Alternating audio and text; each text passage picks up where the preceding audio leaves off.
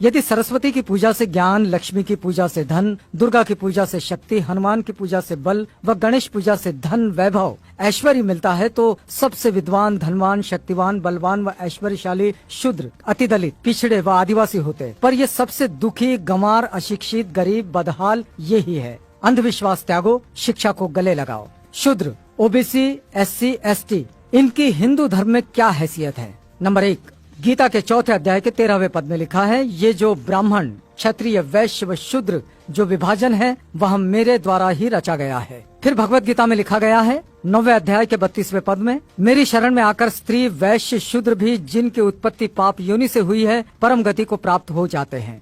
महाभारत में लिखा है शूद्र का प्रमुख कार्य तीनों वर्णों की सेवा करना है। महाभारत ये भी लिखता है कि शूद्रों को संचित धन से स्वामी की रक्षा करनी चाहिए। रामायण में लिखा है शूद्र तपस्या करे तो राज्य निर्धनता में डूब जाएगा। रामचरितमानस में ढोल गवार शूद्र पशु नारी सकल ताड़ना के अधिकारी। रामचरितमानस में ही पूजिए विप्र सील गुणहीना शूद्र न गुण गण ज्ञान प्रवीणा।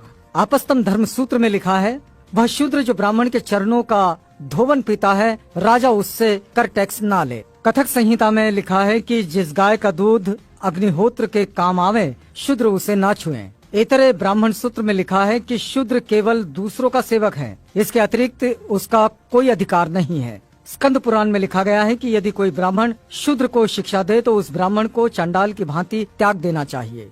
गौतम धर्म सूत्र में लिखा है कि यदि कोई शूद्र वेद सुन ले तो पिघला हुआ शीशा लाख उसके कान में डाल देना चाहिए। यदि वो वेद का उच्चारण करे तो जीभ कटवा देना चाहिए। वेद स्मरण करे तो मरवा देना चाहिए। विष्णु स्मृति में लिखा है कि देव यज्ञ व श्राद्ध में शूद्र को बुलाने का दंड 100 पर्ण।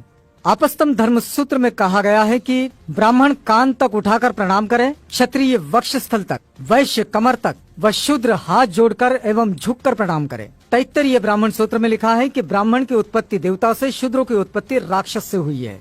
गौतम धर्म सूत्र में लिखा है यदि शूद्र जप तप होम करें तो राजा द्वारा दंडनीय है। शतपथ ब्राह्मण सूत्र में लिखा है कि यज्ञ करते समय शूद्र से बात नहीं करनी चाहिए। विष्णु पुराण लिखता है कि जो शूद्र अपने प्राण, धन तथा अपनी स्त्री को ब्राह्मण के लिए अर्पित कर दे उस शूद्र का भोजन ग्राह्य है। महाभारत के अनुसार शूद्र राजा नहीं बन सकता। गीता के अनुसार शूद्र को ब्राह्मण, क्षत्रिय और वैश्यों की गुलामी करनी चाहिए। रामायण के अनुसार शूद्र को ज्ञान प्राप्त करने पर मृत्यु दंड मिलना चाहिए। वेद कहते हैं शूद्र ब्रह्मा के पैरों से पैदा हुआ है इसलिए वो नीच है। मनुस्मृति के अनुसार शूद्र का कमाया धन ब्राह्मण को बलात् छीन लेना चाहिए।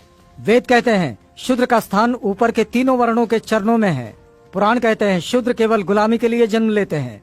रामचरितमानस के अनुसार शूद्र को पीटना धर्म है, फिर भी एक सहनशील शूद्र अब भी इन हिंसक धर्म ग्रंथों और इन देवी देवताओं को सीने से लगाए फिरता है।